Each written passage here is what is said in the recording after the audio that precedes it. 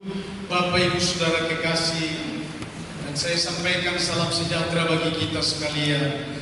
Natal yang ketiga ini saudara, untuk bulan Desember disampaikan sudah kepada saudara-saudara. Tinggal Natal keempat besok atau minggu depan, yang kita akan mulai pada tanggal 24 malam sampai kepada tanggal 25 pagi yang kita rayakan puncaknya. Saudaraku, mari kita merenungkan firman Allah. Yesus Kristus datang adalah untuk merubah hidup kita sekalian. Itulah sebagai tema untuk saya membacakan kepada saudara-saudara firman dari Matius pasal yang kedua ayat 13 sampai kepada ayat yang ke-15. Dengarlah baik-baik. Setelah orang-orang Majus itu berangkat, nampaklah malaikat Tuhan kepada Yusuf dalam mimpi dan berkata, "Bangunlah, ambillah anak itu serta ibunya, larilah ke Mesir dan tinggallah di sana sampai aku berfirman kepadamu, karena Herodes akan mencari anak itu untuk membunuh dia." Maka Yusuf bangunlah, diambilnya anak itu serta ibunya malam itu juga, lalu menyingkir ke Mesir dan tinggal di sana hingga Herodes mati. Hal itu terjadi supaya genaplah yang difirmankan Tuhan oleh Nabi, "Dari Mesir kupanggil anakku." Itulah penjelasan dari para firman Tuhan. Katakan amin. Shalom bagi jemaat Tuhan. Aku sampaikan berita hangat ini bahwa Yesus yang lahir di bumi, ada maksud dan tujuan Allah yang sangat besar adalah untuk merubah tatanan dunia, untuk merubah sikap dan keberadaan yang ada di antara manusia, pemerintahan, bangsa-bangsa sekaligus untuk dilakukannya. Karena itu, saudara, hari ini yang paling penting adalah saudara harus bisa berubah. Amin, saudara. Jikalau menjadi jemaat, menjadi hamba, menjadi pelayan, menjadi sesuatu apapun di tengah panggilan saudara-saudara adalah harus berubah. Jika tidak berubah, ada dua hal saya sampaikan kepada saudara-saudara. Yang pertama, di dalam yang tidak mau berubah itu, Tuhan tahu Herodes orangnya, karena di dalam hatinya pertama dia sudah pengalaman untuk membunuh Yohanes Pembaptis, sampai kepalanya pun dielukan, ditortori dengan bahasa orang Batak di hadapan semua orang dalam kerajaan Herodes. Dan dia punya niat buruk, saudara. Allah yang tahu. Sebab itu aku katakan kesimpulannya, dia tidak ikut di dalam pembaharuan itu, dan matilah dia, karena rencananya adalah menghambat semua tentang pembaharuan-pembaharuan yang akan dilakukan Allah di dalam Yesus Kristus. Hari ini saya sampaikan yang kedua kepada saudara-saudara yang menghambat itu adalah, lihat orang-orang Farisi tidak ada dilibatkan di dalam. Saya tidak katakan saudara-saudara kalau ahli dalam Taurat atau firman maka tidak diikutkan di dalam. Saya hanya beritahu hari ini saudara-saudara, memang hukum Taurat akan diambil alih.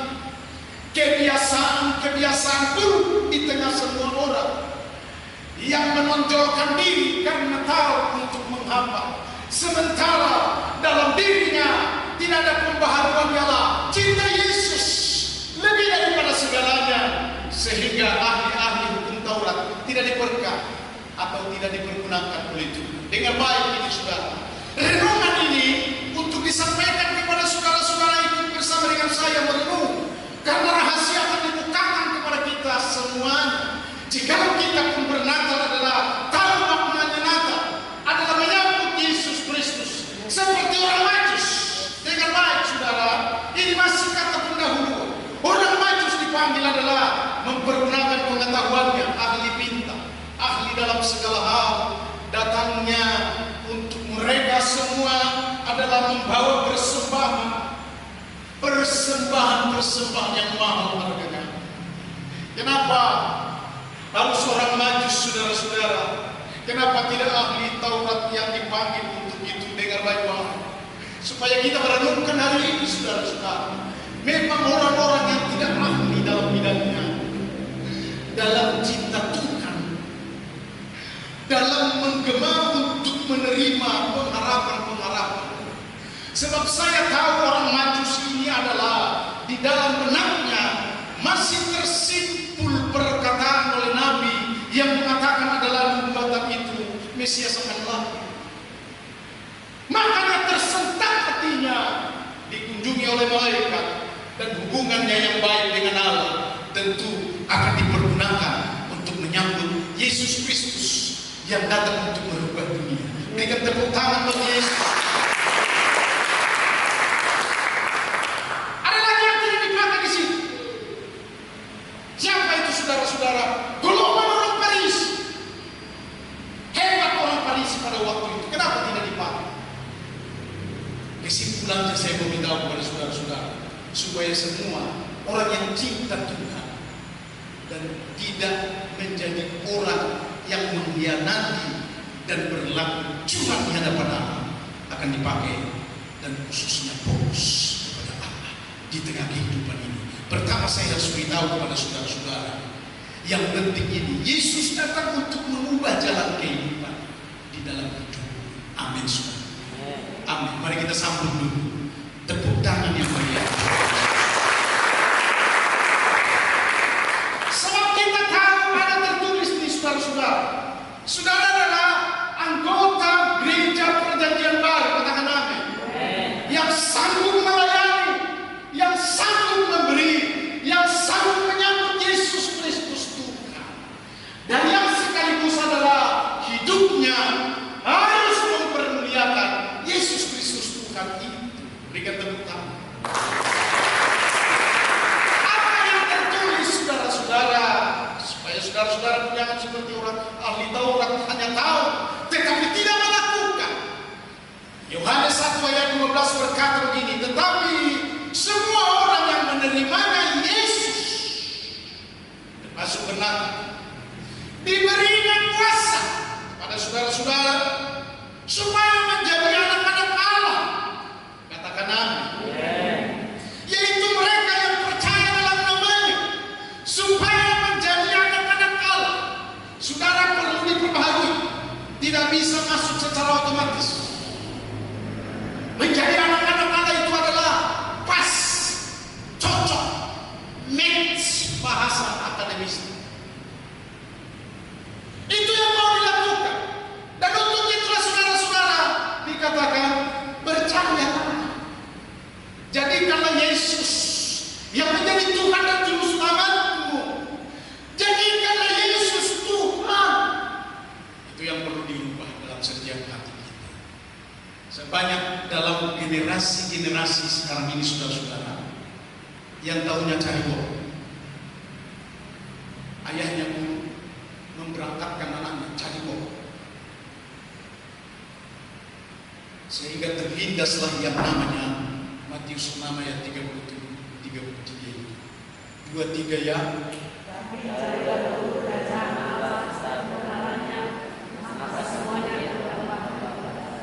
Saya bangga memiliki cuma yang tahu firman dan siap untuk melakukan. Mari kita berikan tepuk tangan. Orang yang cari makan, memang orang yang seperti itu adalah bodoh dalam semua apa yang terkandung di dalam Kristus Yesus.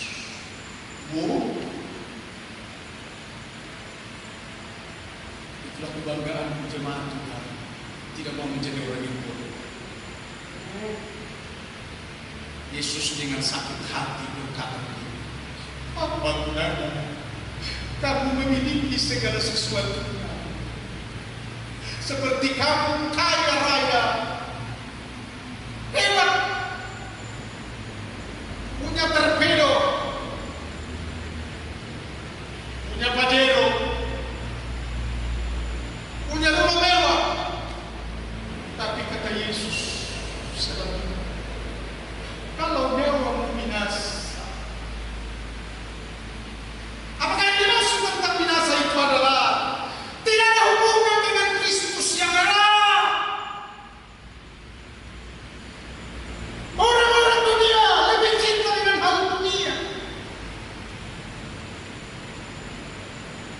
Hari ini saudara-saudara, inilah kebanggaan juga kepada jemaat. Mau mandiri dan bergejolak dalam hari-hari ini adalah cinta Tuhan Yesus. Berani untuk meninggalkan sesuatu demi hubungan dengan Tuhan. Bahkan perkuliahan perlu ditinggalkan. Bahkan pekerjaan utama perlu ditinggalkan. Apa yang engkau cinta, Naomimu yang menjadi calon istrimu atau istrimu perlu ditinggalkan. Mungkin dia merengek-rengek di tempat tidur. Katakanlah, baik-baik, aku tetap akan bersekutu dengan Tuhan. Itulah cinta.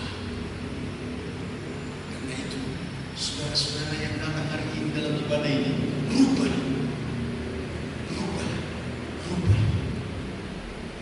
Karena Yesus datang untuk merubah semua. Berikan tepuk tangan bagi Yesus. Kedua, Yesus datang membuat dunia satu Tuhan, satu Allah, dan Bapa dari semua yang hidup. Perlu sekali firman ini akan direnungkan di dalam Natal ini, saudara-saudara, supaya tahu arti Natal itu, sehingga saudara-saudara terlalu banyak bertimbang hanya untuk mempersembahkan Natal satu kali setahun aja. 125.000 lah dari kamu. Shalom. Ini jemaat dua, simpatisan barangkali. Tidak mau berkata adalah untuk tahun ini 1 juta. Karena belum pernah persembahkan yang namanya jujur. Perlu. Mana puncak daripada kehidupan orang yang disebut anak-anak Allah ciptaan, sehingga dalam penyambutan Natal itu akan terlaksana. Satu Tuhan sudah pas. Saudara menyembah Tuhan, amin. Tuhan saudara adalah satu, amin. Dan Allah saudara adalah satu. Kecuali saudara-saudara membuat hartamu adalah lebih hebat daripada Allah. Dan firman ini yang mengatakan, untuk kita renungkan hari ini, 1 Korintus pasal 8 ayat yang ke-6 berkata begini, namun bagi kita hanya ada satu Allah saja, katakan amin, yaitu Bapa, yang daripadanya berasal segala sesuatu dan yang untuk Dia kita hidup. Dengan baik ini saudara-saudara, untuk Dia kita hidup. Bukan untuk menjadi orang yang sukses. Kalaupun itu diberikan kepadamu, tapi untuk Dialah kita hidup. Amin, saudara. Sekarang perubahan, saudara. Saya teruskan ayat firman-Nya untuk dapat kita renungkan. Dan satu Tuhan saja. Namanya Tuhan, saya harus sebut kepada saudara-saudara adalah Allah. Ada yang sering ditegur oleh Tuhan Yesus. Rasul-rasul itu sering tegur begini, janganlah kamu mempertuhankan perut, janganlah kamu mempertuhankan kejayaan, kehormatan dan kekayaan, dan seterusnya dan seterusnya. Ini mau kita ubah, saudara-saudara. Amin. Amin. Anak-anak Allah itu beribadah karena ada anak Allah Yesus Kristus di dalam diri yang telah berkuasa menjadi Roh Kudus di tengah-tengah dia dalam kehidupan. Ini yang perlu saudara-saudara yang kita tunjukkan. Amin, amin, amin. Bukan soal dunia, bukan soal pangkat, bukan soal pekerjaan. Saya tegur anak saya si bungsu, namanya Sisi. Telepon dia, nakku bagus kalau kerja, tapi yang lebih bagus minat ini adalah kau baik menonjol di tengah wilayah. Oh iya benar. Bangga kali dia sekarang kerja. Karena langsung diangkat menjadi asisten di salah satu perusahaan dan gajinya pun di atas UMR karena dia dapat 5 juta. Di situ pernah beberapa kali dia.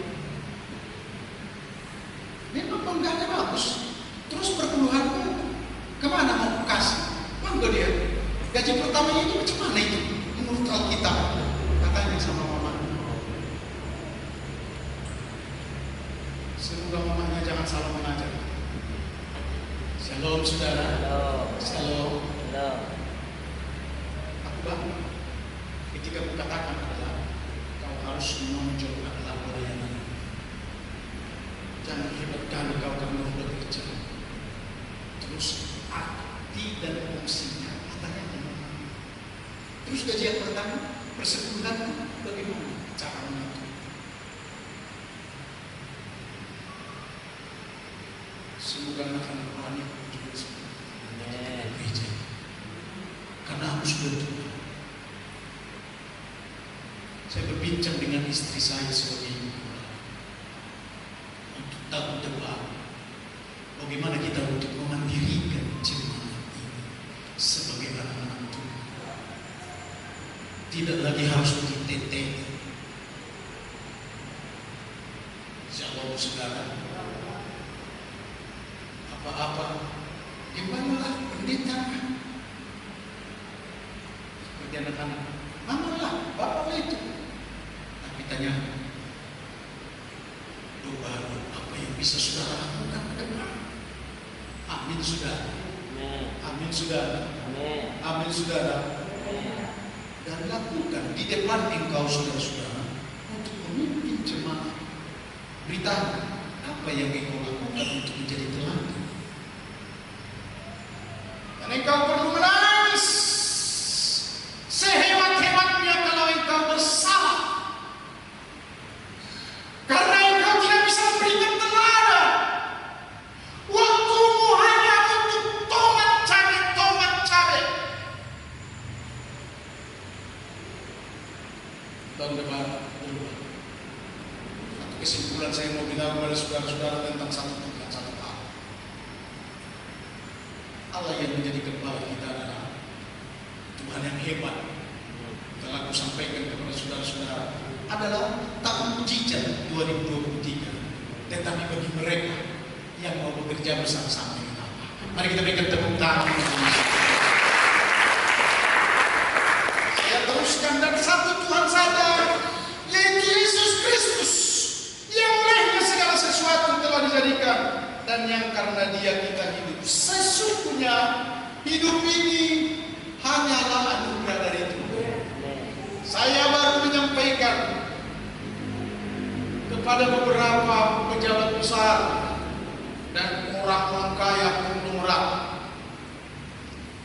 tentang kita ada sebagaimana ada semua kan karena anugerah Tuhan. Aku ingin dia tidak lain, maka dia katakan di situ adalah amin. Itu anak pendeta, amin. Padahal konglomerat itu.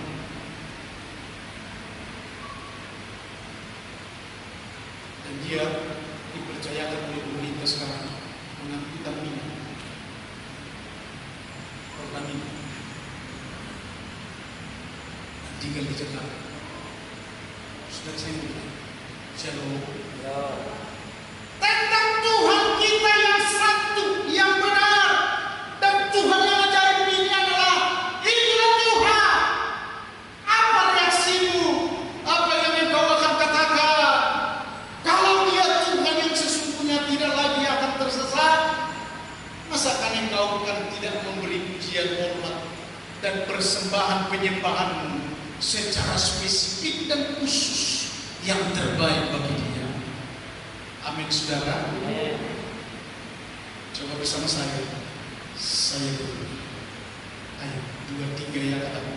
Saya berubah. Saya berubah. Saya berubah. Saya berubah. Saya berubah. Mari kita berikan tepuk tangan.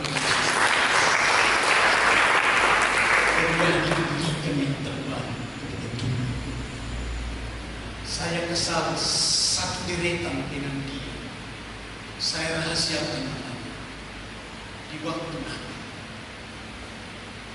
Dia ambil dompetnya untuk persembahan. Dilihat di jalan, uang 50, uang 100 sudah jadi.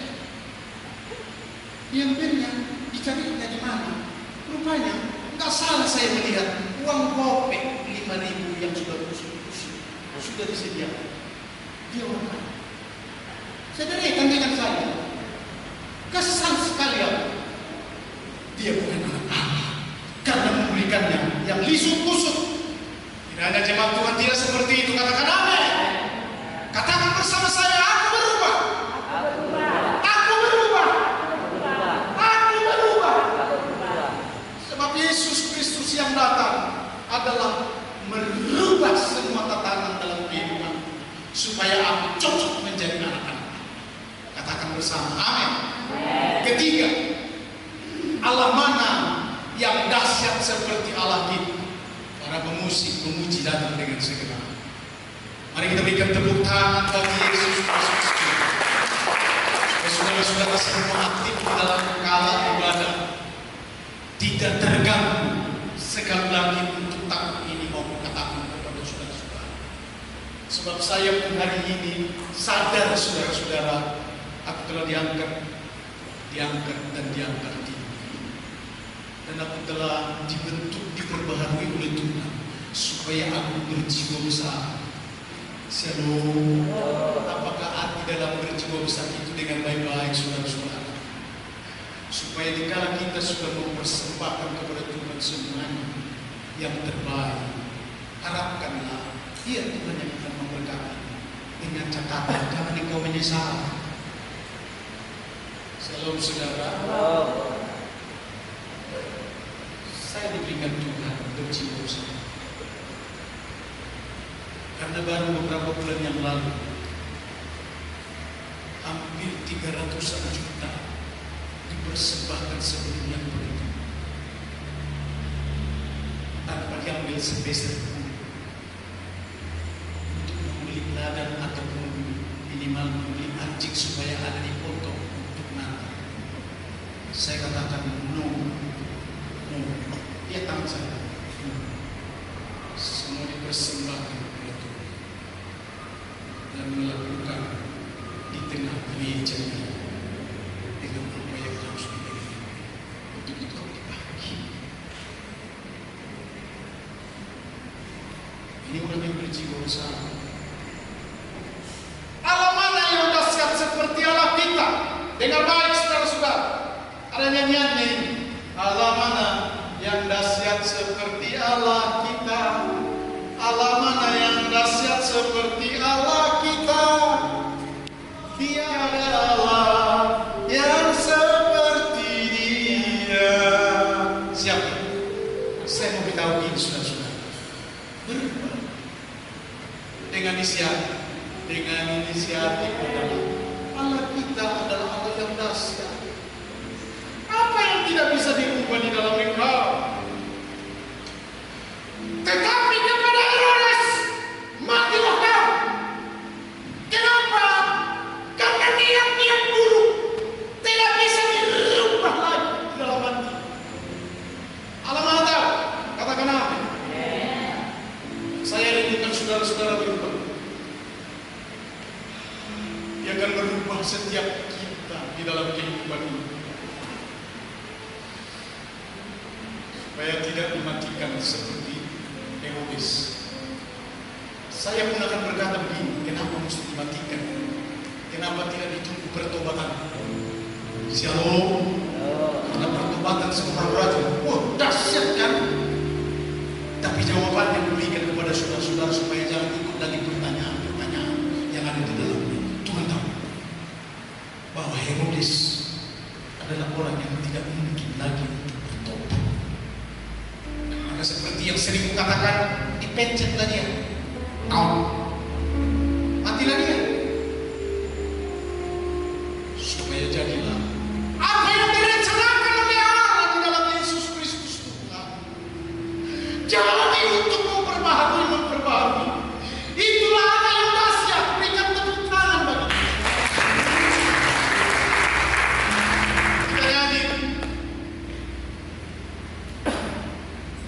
Kita nyanyi. 3 hal saya sampaikan sebelum kita nyanyi. Untuk menutup khotbahku ini adalah, yang pertama, Allah kita yang dahsyat itu adalah Allah yang sanggup untuk memberikan sesuatu yang terbaik bagimu, karena engkau adalah anak-anaknya. Yang kedua, Allah yang dahsyat ini adalah Allah yang sanggup untuk mengangkat engkau tinggi-tinggi sampai masuk dalam kerajaan Allah. Tidak akan ada yang bisa konflik, karena kalau Dia sudah mengerjakannya, hingga engkau beroleh kehidupan kekal selama-lamanya. Allah dahsyat. Dan yang terakhir dikatakannya begini, saudara-saudara, ketahui ini, aku akan mengangkat imanmu. Penting ini. Bacakan firman Allah di Filipi 2 ayat 9 sampai kepada ayat yang ke-11. Mari kita semua bangkit berdiri. Itulah sebabnya Allah sangat meninggikan Dia Yesus yang lahir dan mengaruniakan kepadanya nama di atas segala nama, supaya dalam nama Yesus Kristus Tuhan, dalam Tuhan yang satu-satunya, bertekuk lutut segala yang ada di bumi, yang ada di langit, dan yang ada di bawah bumi, dan segala lidah mengaku Yesus Kristus adalah Tuhan, bagi kemuliaan Allah.